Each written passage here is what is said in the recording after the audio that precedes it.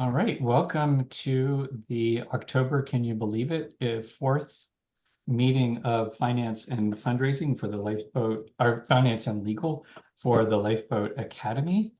And as is our normal custom, we start with a land acknowledgement. And I'm going to start actually with something that Roland shared this morning in Circle about from Robin Wall Kimmerer and Braiding Sweetgrass about indigeneity. And if you eat the food from where you are indigenous.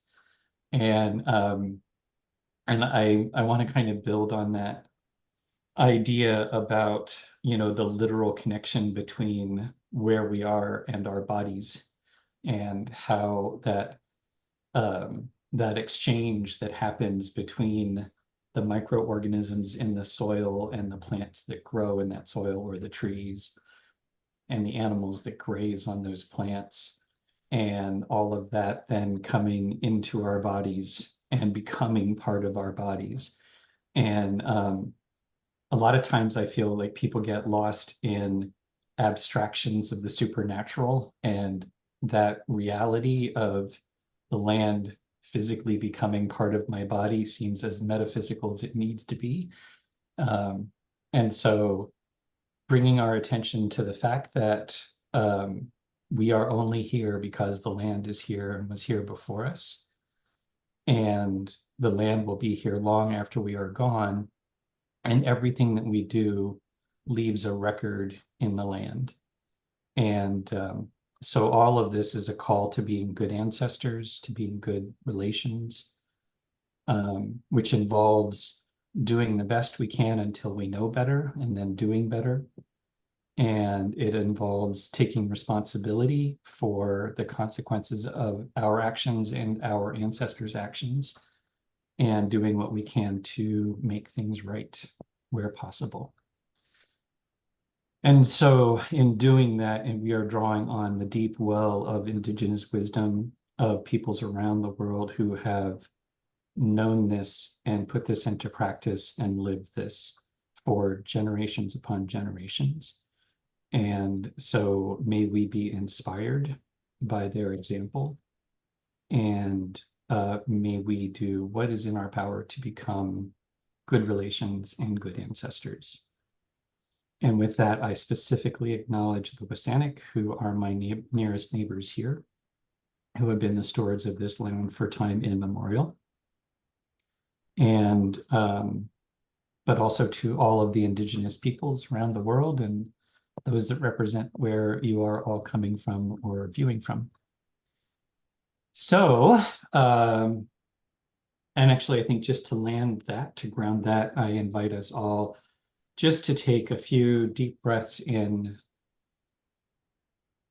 smelling the quality of the air where you are, and on the exhale, feeling the relaxation that comes with letting go with the out breath, and the energy that comes into your body with the in breath. And on the out breath, just feel the weight of your body pressing down into the seat where you are. And let anything go that keeps you from being here and present. And take one more deep breath in for the energy. And when you're ready, open your eyes and come join us back in the circle. So the circle as I see it is Roland, Heather, Becca, and then me. And so for our check-in, well, I think since some of us have only recently landed where we are, I think what's landing with you? So what's landing with you, Roland? I want to find what's landing with me. It is another Robin Wall Kimmerer quote. From the beginning of the world, the other species were a lifeboat for the people. Now we must be theirs. So I both like the sentiment, Wow. like the idea, and I like the fact that she references lifeboats. Mhm. And I'm checking the chat to see who's next so that I do it myself. So over to Heather. Yeah, I love her. And that was one of my, at the time, one of my favorite books that I go back to. I actually got it on audio Hmm. so that I could just listen. Mhm. Um, Hmm. what's landing with me? Well, I'm landed at home. I'm surrounded by canning. Michael did the rest of the tomatoes up. So that was great.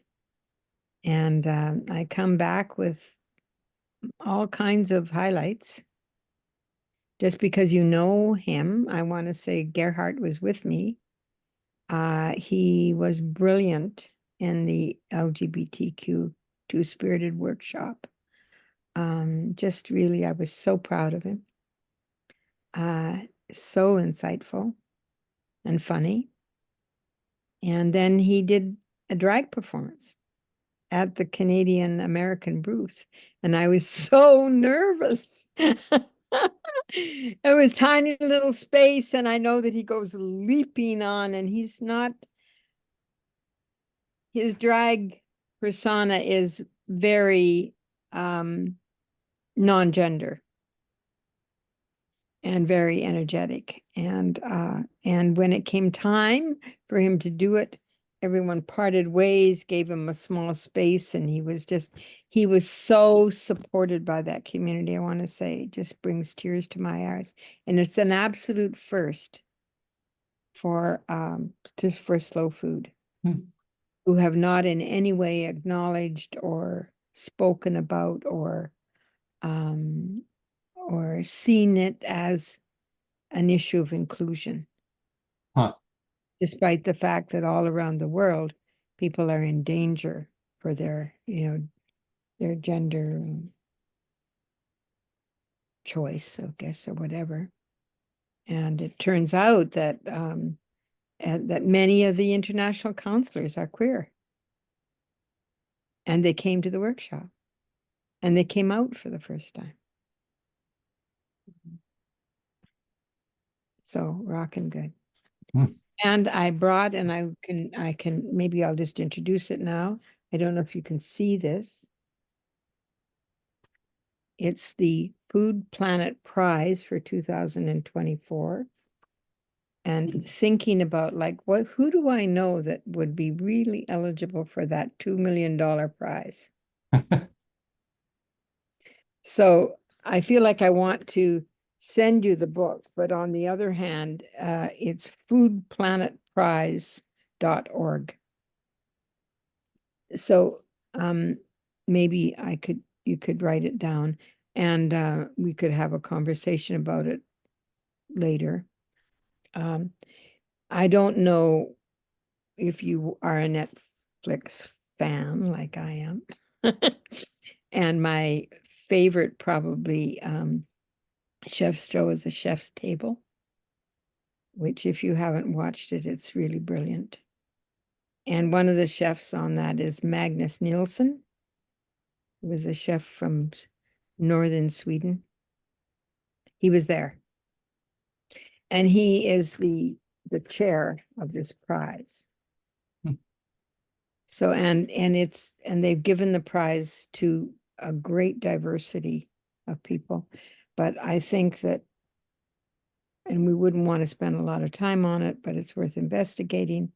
When I think about who has the capacity, who needs the $2 million, a lot of organizations couldn't handle it. I mean, it's who needs it, who's positioned, who has the infrastructure already to build a case. We brainstormed on a lot of different projects we're working on, including Slow Fish from Slow Food. And I just think Lifeboat Academy is really could be a contender.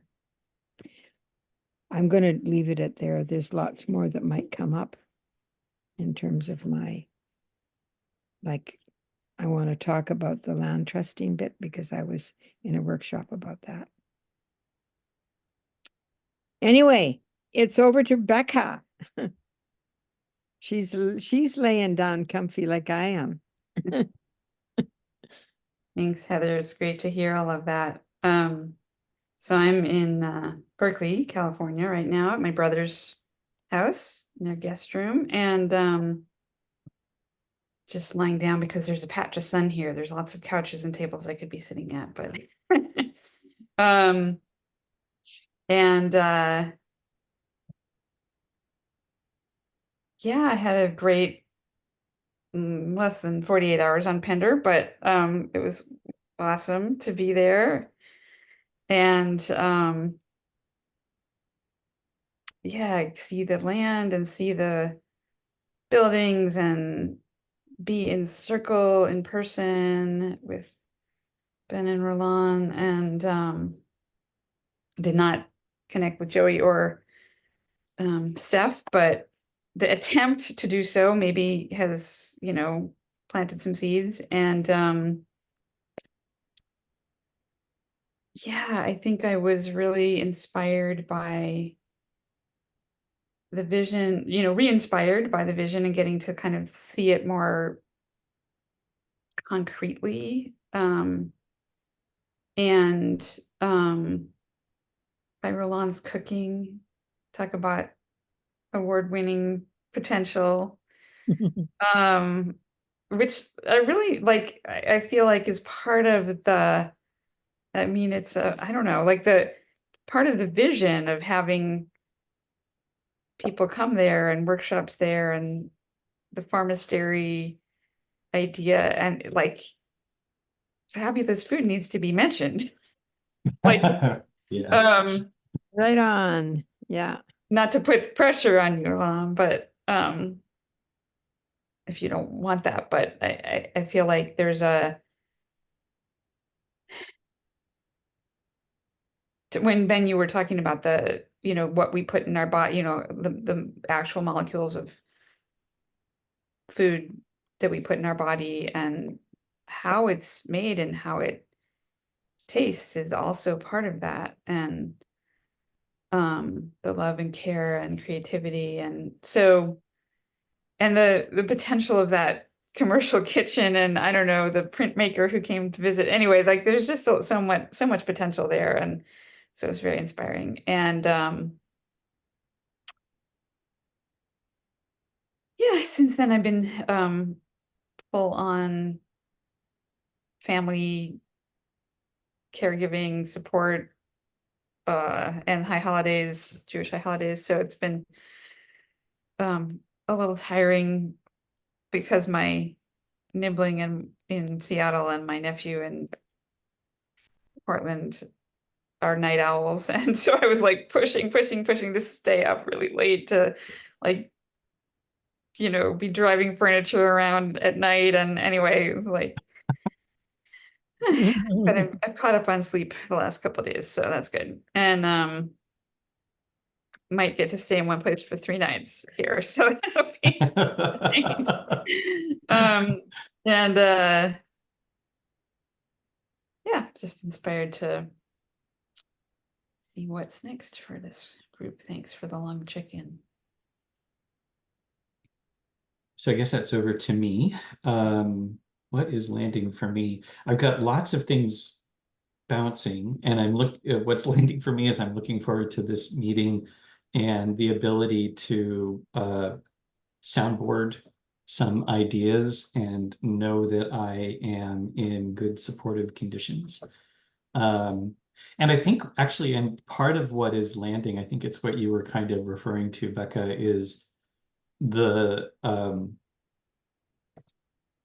hasn't landed is landing is the kind of the potential and the simplicity. I think, once you wade through everything, my understanding this, I'm going to have a long check into it because I think I'm starting to process, but my understanding of complex systems is there is a great deal of, you could call it apparent surface complexity, but the actual generators are usually limited to a few rules that are interconnected in feedback loops.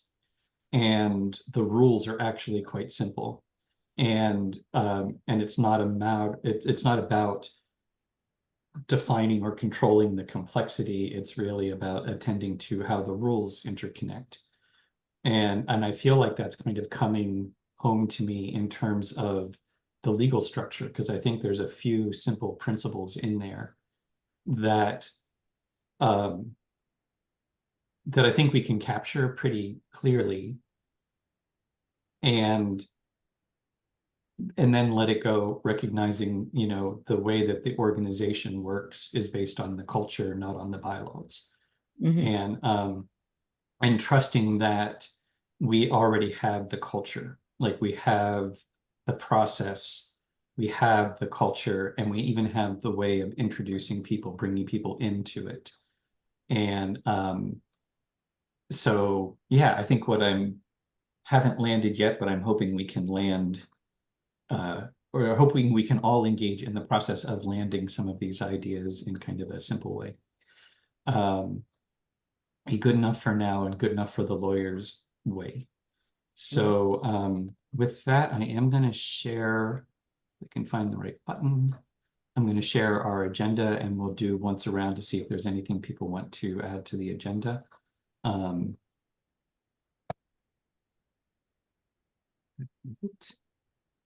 That's it. Okay. Too many screens open.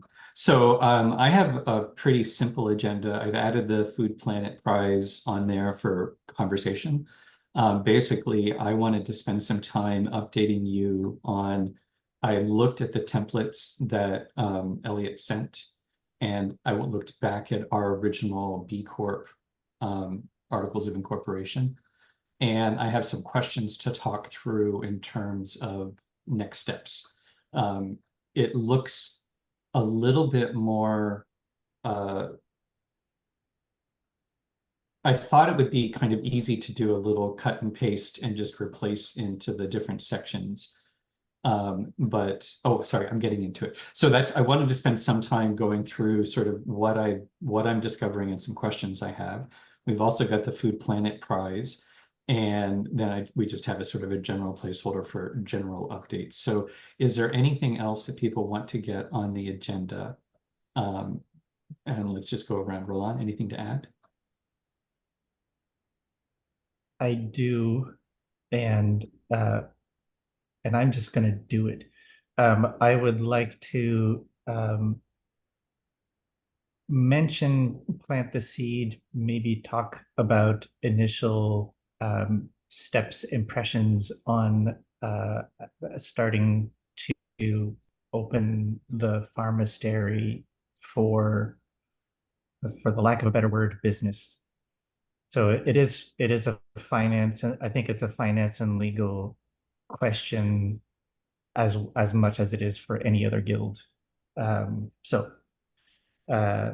in terms of agenda, and then I've got some things in the general updates. And yeah, Becca, to answer your question, I would like the food to be part of the offering, and maybe part of the pharmastery conversation is how. So over to Heather. Yeah, I think I don't have anything to add. I think I certainly have something to say about everything on the agenda. So, and I'll pass it on to Becca. Yeah, I think just what the next step should be with outreach to Joey and Steph, from me or whomever. Right. Okay, cool.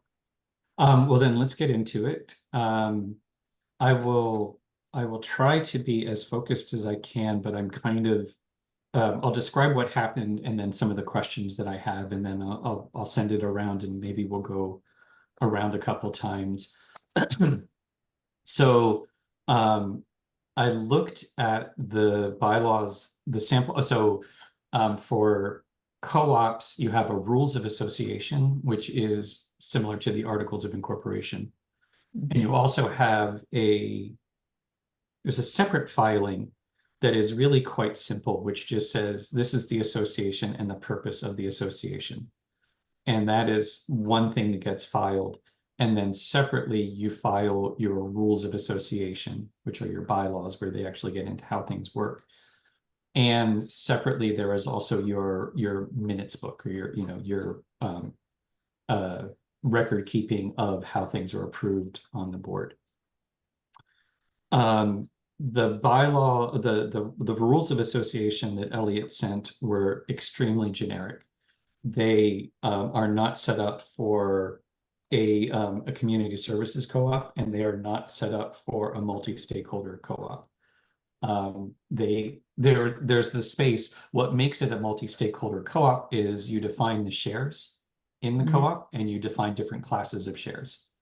And all that's in the template is define your shares. And likewise, then that should get reflected in your board of directors composition. And there's not even a space on the template that they sent for that. So there's no sample language in there about how to, how you might set up the shares. So, or the board. And likewise, there's very similar boilerplate language that lives in the articles of incorporation language and in the rules of association language. Like there's a definition section, there's something to do with being in agreement with the current legislation, interpretation. If there's any misunderstanding, the legislation is the winner, et cetera, et cetera, et cetera. Fiscal responsibility, blah, blah, blah, blah, blah. It's the same for associations, for co-ops, as it is for corporations. It's the same sections, and it's basically the same ideas, but there's slightly different language. And the bottom line is that you can write your rules however you want. So anyhow, when I looked at what Elliot sent and I looked at what we had, it wasn't simple to just do a cut and paste, because there was like these language change, the sections are in a different order, and there were things that weren't even in the template that we would need to make it a community services multi-stakeholder co-op. So I started to look around for other sample bylaws or rules of association, in particular looking for some that are actually set up as multi-stakeholder co-ops, just because it would be easier to kind of plunk it in. And of course, they aren't structured in the same way as Elliot's. But what I am thinking is it's probably, and I did some more research, and the province of BC has a how to establish a co-op. And it says, here's what has to be included in your rules of association. There's like 9 elements: fiscal responsibility, board composition, all that kind of usual stuff. And they also reference the legislation that says what you have to do in your rules of association. So I think what I am proposing is that we use one of these other templates, that we mash up what we have in one of these other association templates, rather than trying to refill out what Elliot sent, because it doesn't strike me that it really adds much. Yeah. And actually, there were a whole bunch of typos in it too, which kind of bugged me. Like there's boilerplate language from the provincial site, and it's in the thing that Elliot sent, but it's missing some words. Like, and really bizarre stuff, like membership is offered in an open and non-discriminatory manner. And it just, in his, it's missing the and. So it says in an open, non-discriminatory, or is membership is open, non-discriminatory, not manner. Something, like it's just missing a couple of the words so that it doesn't make sense. Anyhow, so that was my sort of petty frustration with it. But what I'm proposing is that we kind of lean into a multi-stakeholder rule of association template, because it's going to have more of the pieces that we need in there, and then pull the stuff from the articles of incorporation. And most of that gets ported over really easily. And the area that requires a little bit more thinking is around what are the different share types. And I think I'm going to separate that conversation out because it actually gets a little bit to what Roland was talking about in terms of pharmastery and how the business side of it can work. And so yeah, I think I'm gonna pause there and like pass it around and say, just in terms of high level, do you have any concerns, questions, additions to my kind of update on what I was noticing in terms of the rules of association? Over to you, Roland. I like the idea of connecting with other multi-stakeholder co-ops to have to see if they would share their bylaws with us so that we can use sort of a real life co-op, multi-stakeholder co-op as an example. I think looking at boilerplates is good, and having a real life example, I think, might be just as, if not more useful. And yeah, so I will, with that comment, I will pass over to Heather. Yeah, boy, I don't know very many multi-stakeholder co-ops, and our eco-villages probably got a really wonderful constitution. It's just not practicing it. Mm-hmm. I'm not sure that we want to reach out to them anyway. Definitely, I can think about who I could reach out to and find. I want to be in touch with LV Del Bianco anyway, and so I could do that. That could be an action you could write for me. I think that, like, if you want to try doing it, Ben, I would be very happy to be on kind of a Zoom call with you where we go through the whole thing in real time. Because I think, like, I like working with somebody else on that when I have to do that kind of thing. And keeping in mind, of course, that we can keep the Constitution really simple as possible, because we don't want to be changing that. When I say Constitution, it's the purpose, and that we don't want to be changing that. Whereas with the rules, we can change the rules internally. So for me, it's much more important that we have a really clear idea of how we are governed and how those stakeholders are responsible, like in a sociocratic way, to each other based on a consent model. And I think that's all I have to say for now. I'm excited that we're actually at this point of beginning to fill it out.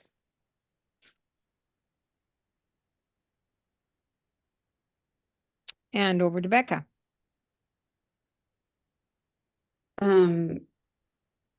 Ben, do you want to also have in the notes Heather's offer to go over it? Right.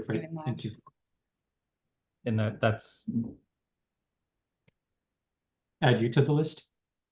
Or no, just to no, offer. Roland, what were you? No. I was speaking out of turn and I shut myself up. Okay. You know what I mean, Ben? Yep. A work session. That's awesome, Heather. And yeah, I think my two comments are, sorry, the lawyers are turning out to be disappointing, and do we need to, should we express that at all, or say, can you give us one for a multi-stakeholder co-op, which is what we asked for. but not that I don't have confidence in the approach you're taking. I think it's great, what you're doing. And it's awesome that you've done all that work. I didn't even have a chance to look at what the lawyer sent, so I'm sorry about that. And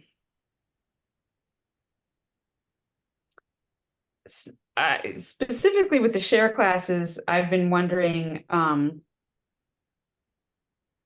whether we can figure out a share class that would qualify as for the US citizens who want a Plan B possible route to migrate to Canada, whether there's a share class that would constitute investment in the business, or maybe any share class would. I mean, there's, if you invest a certain amount, I think it's 200,000 in a Canadian business, that can create an avenue for legal migration. So, and I don't know whether this set of lawyers can help us figure that out, or we need like an immigration lawyer to help us figure that out. But I'm still interested for myself specifically, and I think it could also perhaps, create some other investors.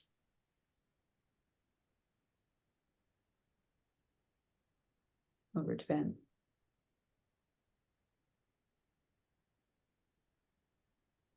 Yeah, well, that's a great segue into the share classes. And I was hoping, and I'm going to try this verbally. I think it may be better with visual aids. And I might type some stuff into the notes to maybe help. But so here's what I'm thinking is so if we need at least two classes of shares. One class of share is our land-backed shares. So shares where partly what you're buying in is the real estate that the property is on, that the project is on. And where that share, has sort of the financial backing of the assets of the property. And then there's another class of shares which are community or customer shares, where it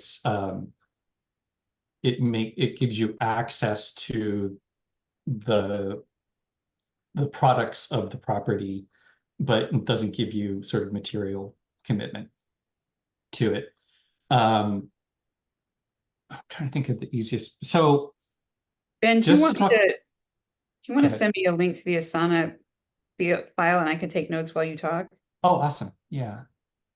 I'll put the link in the chat. And that should go right to the task. Try not to mess anything up. Don't worry about it, because it's got a great backup system, so you can't mess it up.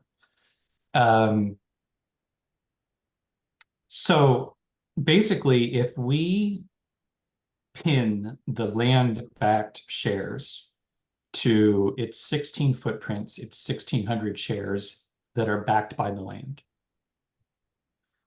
And as kind of an ethical principle is you are buying into the commons. So you are actually buying the composition or the combined, you have access to your share of the commons, and you have the responsibility to care for that share. And among the 1,600 shares, everyone shares a proportional obligation for care and opportunity to inhabit, use the land. And underlying it is, so in order for this to run, and it works as a social enterprise, so it's not just about what it produces, but it's about running it as a value producing enterprise. Mm-hmm. So what that means is in terms of the, I think I'll describe kind of the mechanics of how it's structured right now. And the financial, how this principle translates into the finances. So the Stewardship Council meets once a year, at least, at which time they make a budget for the year where they include overhead expenses, so actual out-of-pocket costs, paying the real estate taxes and the power, power bill and that kind of stuff. And projects budget, so materials that we would need for whatever enhancements are going to happen to the property, to the enterprise. And a labor estimate of how much time in terms of, person hours it will take to keep the place up and running, to work the gardens, to tend the, to make the food, to clean the bathrooms, to pay the bills. Mhm. And everyone then who is a shareholder has a proportional responsibility to pay the overhead and the projects, and either to provide the labor or to provide the cash equivalent of paying someone to do the labor.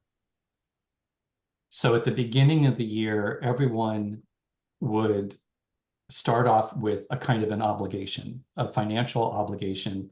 This is the money, if assuming nobody did any work, and there was no income generated, this is how much money it would take to keep the place running and to pay other people to do it. And then everyone would be responsible for, their 1/16th, 1/1600th per share of that money. And they would also then be credited with the right to occupy and eat for their share. So of whatever occupancy we currently have, you would get your proportion of that. You could come and stay for that amount of time. And while you're here, and you also get your share of the food produced, 1/1600 of the food. And that likewise would have a cash equivalency. So, it's sort of you get a credit for so many days of rent, divided into, what the rent cost per day is, and like a meal allowance for so many days of a meal allowance. And basically we keep a count of how much money actually goes out and how much money comes in through the social enterprise, and how many hours people actually contribute. And basically your hours of contribution get subtracted from the hours that you have to pay for, other people's time that you're paying for. And the time you spend there, the meals consumed, kind of, you're basically adding a debit and credit to your account. And in the end, however many, so that gets you, up to, if you give your fair share of labor and come for your fair share of meals and nights on the farm, then the only thing that you would be responsible for is some proportion of the overhead, the out-of-pocket expenses. And at the same time, you would be participating, the pharmacery would be open for business, so we would be selling food and for having guests, and there would be sort of income coming in that way, or for donations or whatever else. And that money goes into the pot as well. So the expenses come out of the same pot and the income goes into the same pot. And at the end of the year, we would hope, if there is a profit left over, then that profit is divided out based on the number of hours of contribution that people have actually put in. So it's sort of like you start off with an obligation of time and money, and and a balance of like goods that you can consume. And they can come back like this, where, you know, it's level, you don't really owe anything, but you're participating in the working of the enterprise. Or if you're not working quite as hard, then you still owe a little bit. Or if you're working harder, you know, if you're adding more to the contribution, then you get a share of the profit. So it's sort of balancing out time exchanged versus income and outcome from the work of the farm. And I think the only thing to add is I think then and then so fair share footprint, or sorry, fair share sponsors, the kind of the people that we've been talking about. Basically, what they're doing is they are donating their time on the farm, their food, they're putting that in as a contribution that balances whatever their cash obligations are and their labor obligations are. So they're making available their space that we could sell to a guest who would be paying cash in for that. They're making that available. And so that's kind of how their obligations are, you know, they kind of come out even by saying, you get the spoils of the farm and you do the work of the farm. And, you know, kind of takes care of their obligation. And I think that's the gist of it. So anyhow, I think in that way of working, it wouldn't require really more than 2 classes, because it just is a choice of, if you're a share, a timeshare, it just means you're taking advantage of a fraction of, you're taking advantage of how you can both contribute and benefit from your part of the commons. And if you're an employee, then the fair share sponsor has been making that spot available for you. And then you are paying your rent, even without a share, right? You're paying your rent based on your labor. And I'm afraid this is getting too complicated. So I'm going to send it around now and just say, I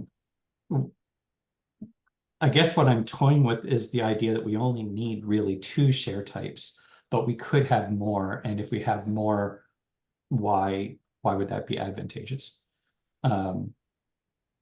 Anyhow, I'll just, my apologies. Thank you for being my sounding board. I'm just trying to sort of talk through some of these ideas and see what sticks. So with that, over to you, Roland. Oh, and you're muted.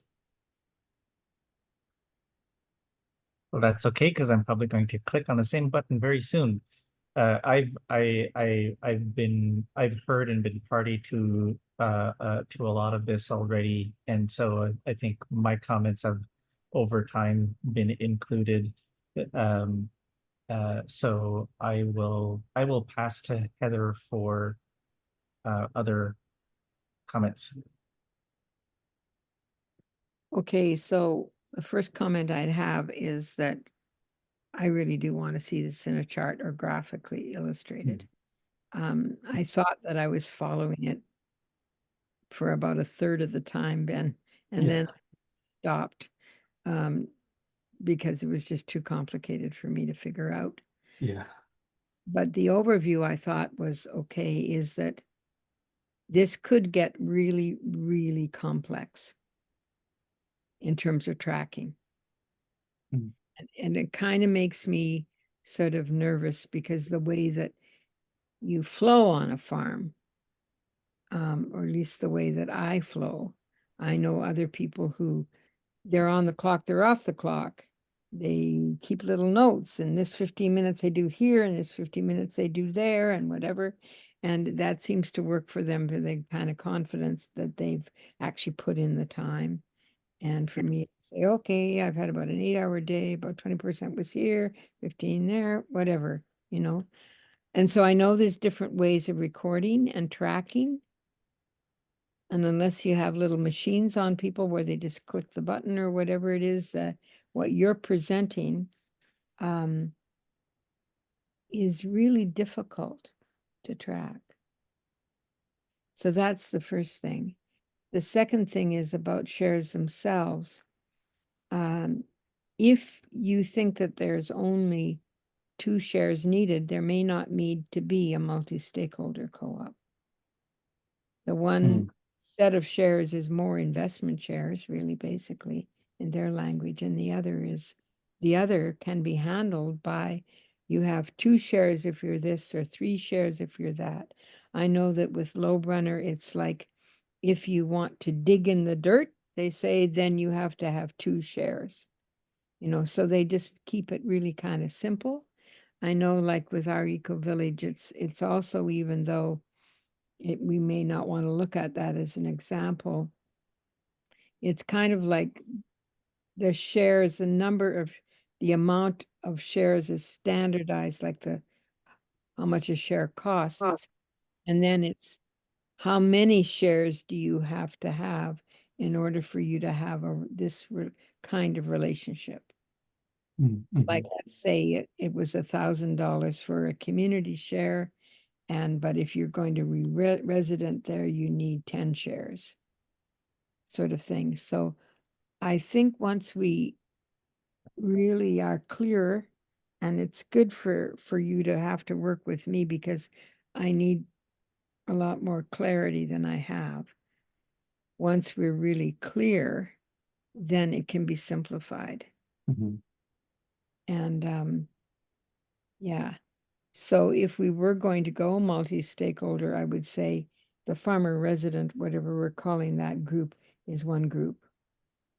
The community is another. And the investment, the people we are asking to invest more substantial amount of money, that's really the share category that needs to be nailed down for other people, for people to be confident that they can put that much money into it. Yeah, I think that's good for me. Over to you, Becca. Yeah, a chart and I think examples with specific numbers would be really helpful. Including like with the current capacity for guests and with a projected capacity for guests or something. Because I sort of was following, but not completely.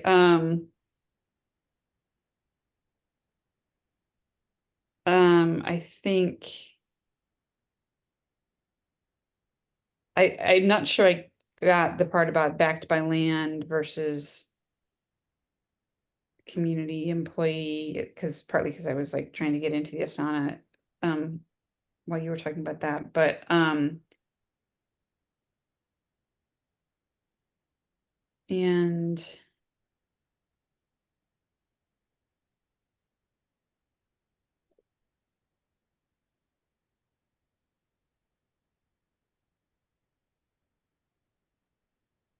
yeah, and so I think I had questions like, well, so if people are getting profit, how is that different from sweat equity? Or is that profit that you can then reinvest? Yeah. And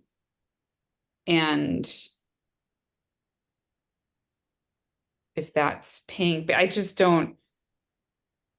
don't get, will it really all work or not? So, but this does seem like the level that we need to figure it out at some point, but also I agree with Heather that the investment shares are the ones we need to nail down in order to be able to buy the land. So over to, was that a hand roll on or over to Ben? Over to you, Roland. Okay. I feel like I've got things to respond to now. I think I'm wondering, I think I need to bring myself back to figure out where are we now, because Ben, what you were presenting was sort of soundboardy, working things through. And Heather's offered to meet with you specifically to work through a lot of this stuff, if I understood correctly. So I'm wondering if now that we've got sort of initial reactions to you just sort of processing ideas, do we want to continue discussing it in this meeting, or do we want to try to flesh things out a bit more in a way that where it's actually presenting the ideas? So I'm going to pass to you, Ben, to re-engage in the usual circle. Yeah, well, and thank you for being the living embodiment of we are all circle keepers, and especially I'm very appreciative of recognizing that I'm kind of consumed with the idea. So that's a really good reminder of what is useful now. This is really useful. I had been thinking about having sort of like, this is what a budget would look like, and like for 1 year. And this is what people, this class would then have this and this on their bank account, and, or their time account. I do understand the trick of, I mean, really the only complexity is how do we do time tracking in a Yeah. way that doesn't, well, time tracking and the accounting side of what you're getting in a way that feels light and nimble. So I think that's a really good thing to think about at a very practical level. And I think it's actually not bad, because I think we can tie it to a sense of reflection. There's actually there's a value in what I do at the end of the day is I go back and I reconstruct my day and think about how I spent my time. And it's actually a really good reflection practice. And it's one of the things that we've talked about as part of the pharmastery is, it could be, everyone, hey, sit down and do your hours today and think about, what you contributed. And I think there's a way of doing it, but I think it's a really good sort of thing to underline. And so I like Roland's idea of, I think I've got enough to try to figure out how to present this in a more concrete, granular way. And the one thing I can answer is actually, as we were talking, I realized we need at least another class, because we need a class of shares for the employees who don't yet own Mhm. the share, like the ones who can be earning their shares and how that happens.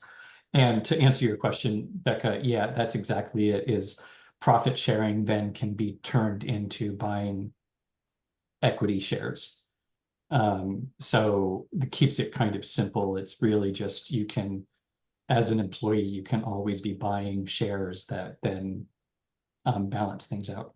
So yeah, I think Roland, I think I'll try to like set up kind of a balance sheet and what that might look like. And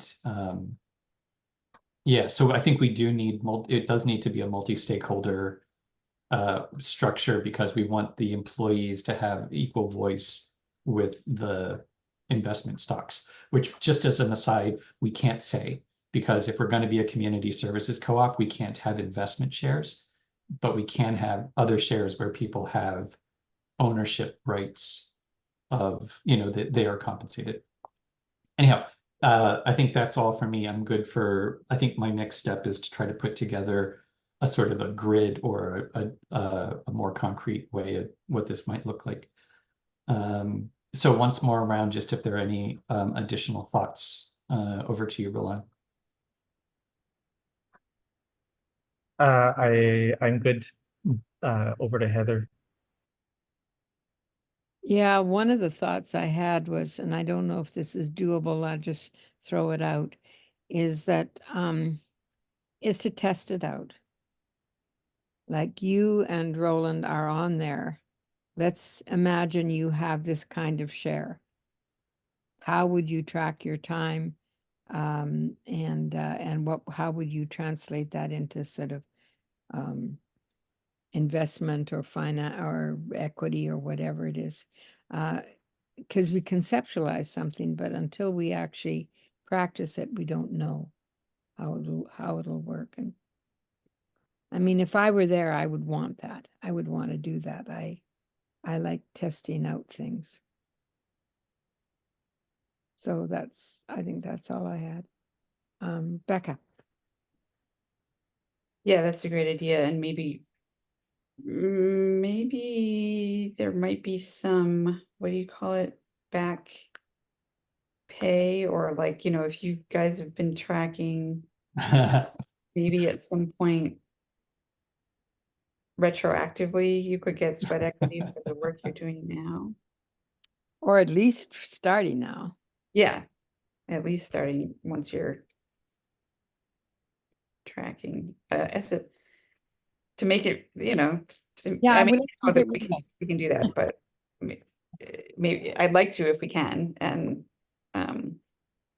it would Yeah. make the test feel quite real. Over to Ben. Yeah, we just have to get the profit-making part working. Cyril Line's question about next steps for the pharmastery. So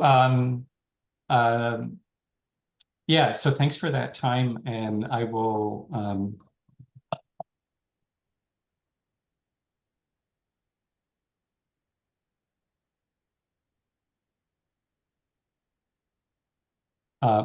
put that on the list, and then I'm gonna suggest that we move the Food Planet Prize and the outreach.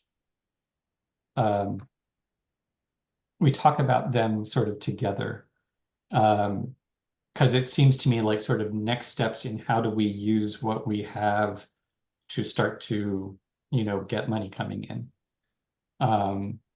or get the investment lined up, or something that will give us the base. So yeah, I'm gonna just put that out. Does that sound reasonable that we sort of talk about? It really it strikes me like we're really just generally talking about what are the next steps. Like what are the things that we should be focusing on right now to move this stuff forward. So in general, what seem like the most high priority next steps, open for considerations. Roland, over to you.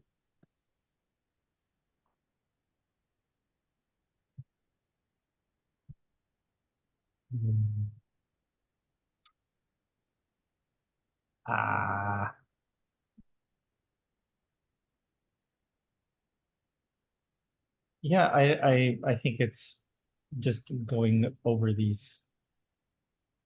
what's already there. I don't have anything to add at this point, and there may be things that come up as we're talking. Over to Heather. Yeah, I was just looking up this book to see if there's some timeline having to do with this prize. And I was distracting myself with that, but I think that's the first thing. Let's see what the timeline is. Let's see what the process is, and then decide whether or not we want to do this. We want a working session with it, or who might do a draft on it if it's kind of worthwhile. It's an environmental grant, and there's lots of agrarian, people who've gotten prizes for being agrarian activity. So it's not just, it is targeted. Yeah, so that's, I guess, that the prize, and also the what do you call it? The application to become a multi-stakeholder co-op is where the next steps is. Mapping that out.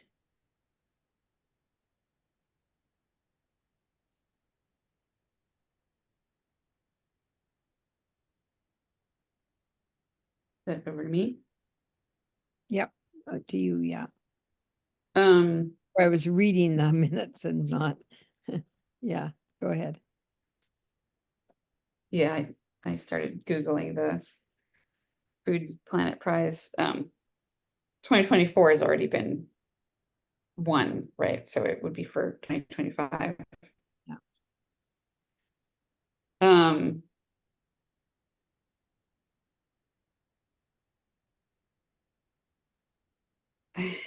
yeah, so I still think there's a question about, I still think that getting the legal structure set up is the highest priority, because who would a prize even be awarded to? And if we suddenly Yeah. have a person who's willing to, you know, put in a chunk of money, we don't want to lose that. And so I think we should be like full steam ahead on that and not get too distracted by other things.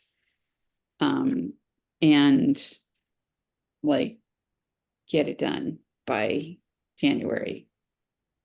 Yeah.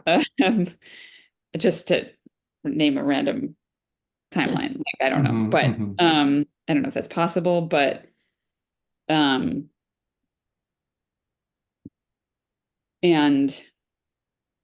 you know, if God and Gaia and everybody forbid Trump wins, there's going to be like a bunch of people trying to emigrate to Canada, you know, like, so I feel some urgency about this, you know, which like if Trump wins or doesn't win and there's a civil war, you know, I mean, like, uh,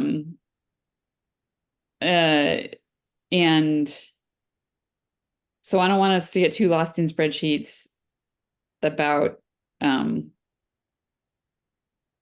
mean, I think it's important to know what we're inviting people into, so I don't want to gloss over details either, but I don't think there's anything more important than that right now. And if we need to, you know, be spending time in this group on it together in the nitty-gritty, I'm fine with that also. And I don't know about I would like to know what people think about next steps with the lawyers versus just, you know, slogging through it by looking at examples and trying to find people to talk to who have done it, or have done something similar. I think, obviously their capacity, lawyers' capacity is limited also. But that's what we're hiring them for. So, and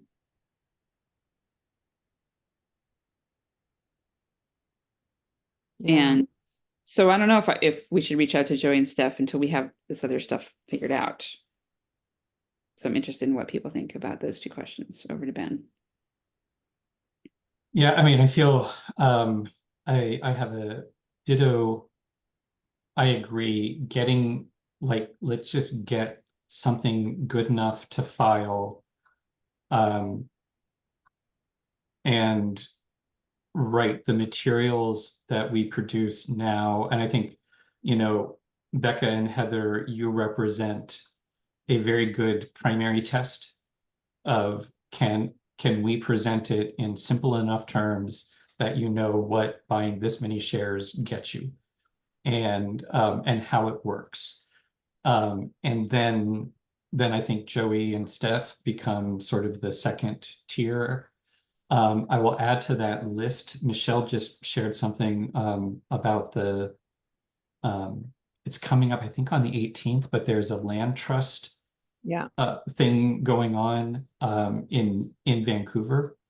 And so I think that might be a really good opportunity to shop around, you know, like take our draft to that event and see if there's anybody willing to take a look at it. I was also thinking of there's the Young Agrarians co-op person who wasn't really willing to do much when it was a B Corp articles of incorporation, because that wasn't her area, but I think would be willing probably to give it a look. So, Emmy Do. Yeah, that's it.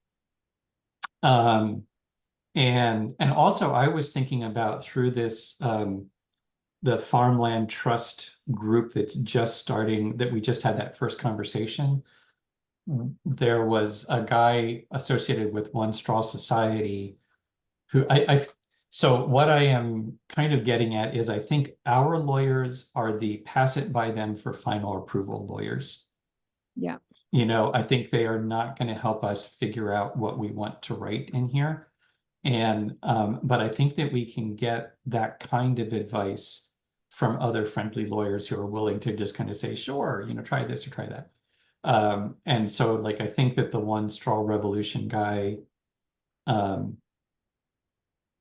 just get the feeling like they're not, and I don't mean this in a bad way, but I feel like Bill and Elliot want to make sure that we're not making a mistake, Mhm. you know, and so they're not actually helping us think through what we could do or should do.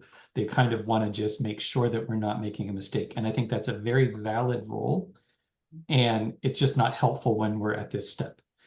And so that's why I think that the looking at other people's bylaws, in part looking at other people's bylaws to get a sense of this is not that big a hairy deal.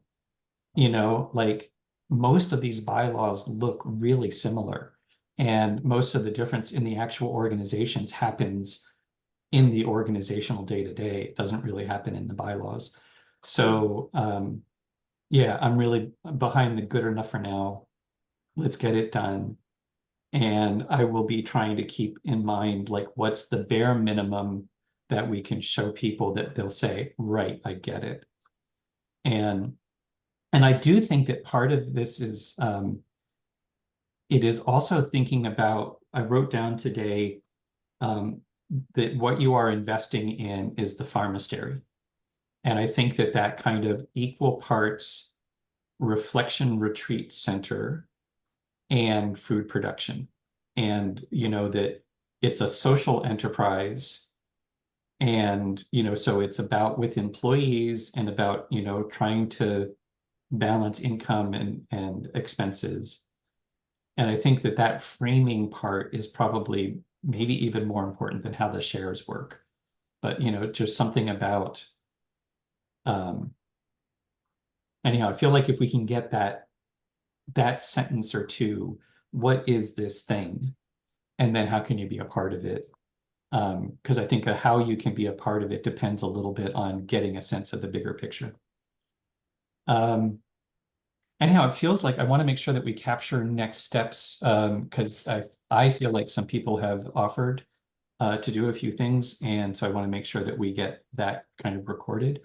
But I'm going to send it one more time around just for, you know, last thoughts for the good of the cause. Roland, over to you.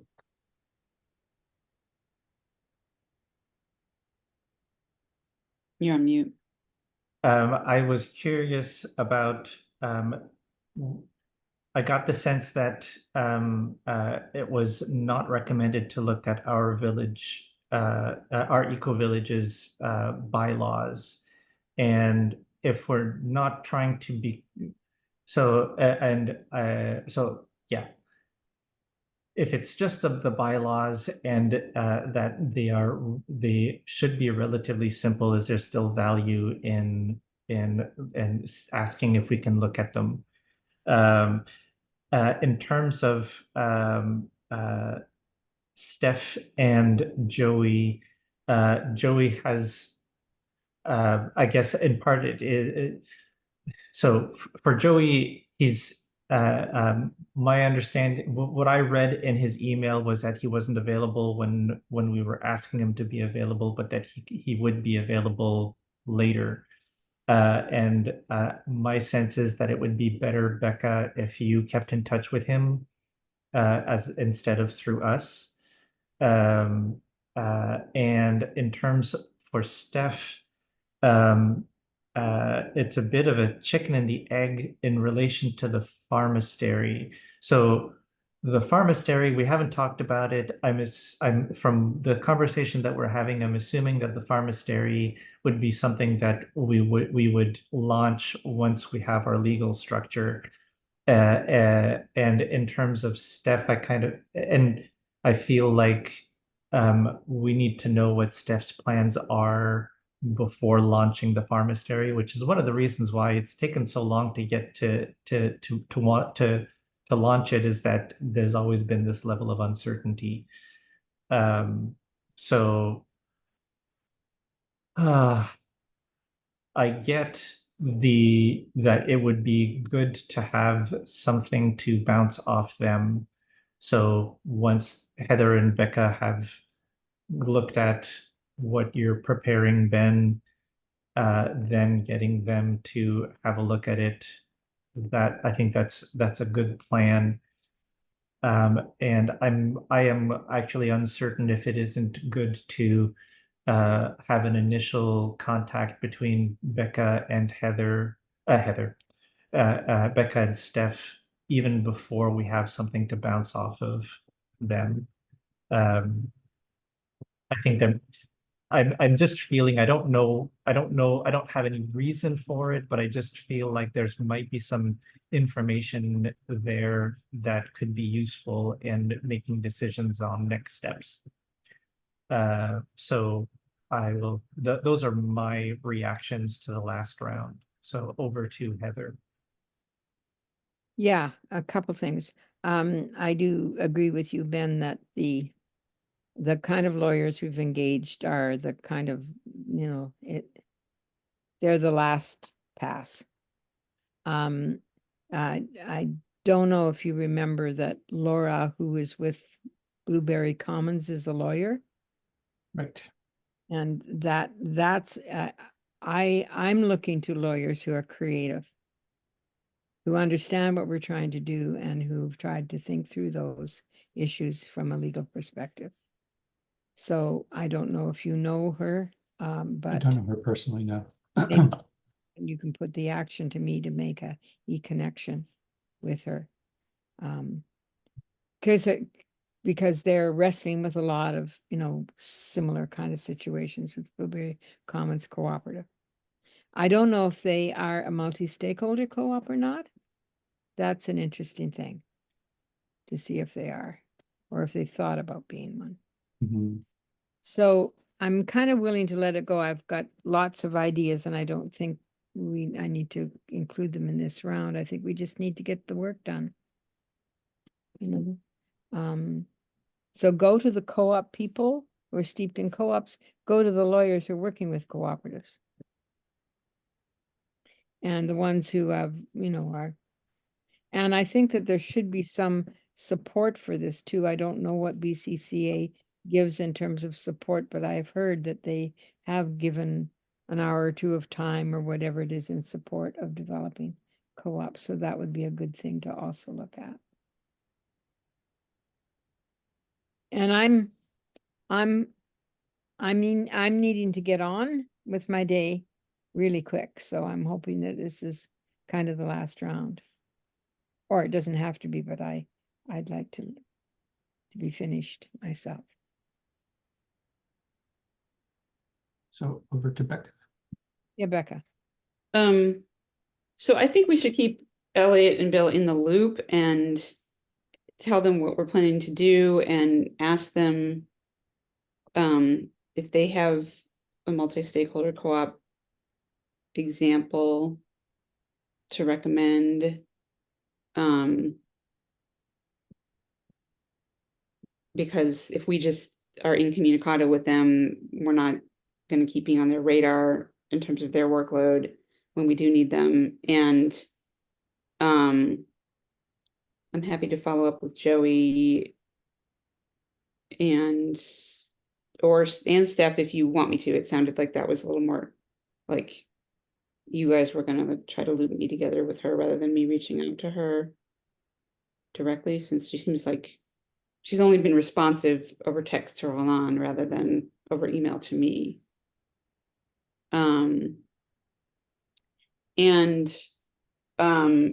I wonder if there's ways to test the pharmastery further, not just with the two of you, but like when I was there, I could have tracked my hours, like I could have, like, are there guests coming that you could charge money to just help offset your rent? Like, are there small ways to do it without it being a business yet? That, I mean, you have been doing it. You've been having woofers. You've done a ton. And so to not say we haven't launched it yet, like you're soft launching it already, and let's learn everything we can as you have been doing and keep upping that game. And inviting, people who were on the list from the charrette and stuff to like plan visits if you're up for that, like, I mean, it's going to be winter, so maybe not, but maybe, right? For the practice, I mean, for the deep practice that you guys offer and the food and the Yeah. jigsaw puzzle and yeah. So I mean, I don't want to get into like legal, like there's potentially legal questions if you're charging money for a stay and liability issues. I don't know, we maybe need to be careful about that, but maybe there's ways to continue to semi-launch. Over to Ben. I think that's, yes, all of these seem like good ideas. I like kind of being more proactive about the like bumping up, because we have been trying it out. And I think what we haven't been doing is really kind of promoting it, encouraging people to come. I think that's a kind of a cool idea. And in terms of the legality of it, my thought is pretty much everyone that's on our list is a friend. It's a person we have a direct relationship with. And we've always talked about doing everything on the gift economy anyhow, where we can say, you can come and we will feed you and you can do what you want to do. And if you would also like to give us a donation, that would be great. And which is, sort of separate from it's not a quid pro quo. It's not like, if you stay here, then you owe us this money. It's actually just, we would like to host you. And if you would like to support this, then you can make a donation. And you can make a donation whether you come and stay or not. And you don't have to if you come and stay. So anyhow, I feel like, I think these are all great ideas. And I feel like there's sort of an action plan here. So I'm feeling like we are good enough to go and adjourn. And I've got the list here. I guess the question for the Steph thing, you're traveling and have lots of other, Becca, you've got other things that are on your agenda right now. If you can keep the loop with Bill and Elliot going, then I think we can kind of hold off on the Joey and Steph stuff until we get back to you. Like Roland and I can get back to you. And other than that, I think what I could do is just send an email saying, here's what I think we've all agreed to. I mean, I've written down what I think we've all agreed to. And we can just confirm in an email, or if there's any changes to make to what I've written, speak now or forever hold your peace. But other than that, are we ready to wrap up? Roland, over to you. Ready to wrap up, and I agree with Ben. The urgency, there's no immediate urgency to get back in touch with Steph and Joey. That can wait until you're back and settled back home. In terms, anyway, and then and in the meantime, we have plenty of opportunity to talk about about that. I am hoping that Steph is keeping up to date with what's going on through these videos. So over to Heather. Yeah, I need to leave, so I'm not going to start a new round of conversation. Good enough. It's a lot of work. Great meeting. Great to see you, Heather. Just one thing about our Eco Village bylaws. Yes, I think we should get them, because as Ben said, culture doesn't necessarily have anything to do with bylaws. And so whatever went wrong with them isn't necessarily caused by their bylaws. And if whatever went wrong with them is in their bylaws, we should know about it to try to avoid that. Yeah, and I agree with that. I'm just going to interject because I think I'd like to get the bylaws for sure. I don't think we want to engage with Brandy. Okay. If we can get them in any other way, that would be fabulous. Okay. And I think we can. I think we've got multiple connections there. Yeah. And thanks otherwise for great work. Ben. Okie dokie. Well then, everyone have a great day and, oh, Roland? I have one last, Becca, if you had a chance to reflect on experiencing Circle in person versus the online experience, I would love to read that. Or actually in general, your pharmastery experience. I think that might be kind of, yeah, what's your review at the pharmastery? Leave your 5-star review here. And I don't know that I've done that circle process online with you, but I'm happy to, and then reflect on the differences. So I'm just gonna go. Okay, bye-bye. Everyone. See y'all in 2 weeks.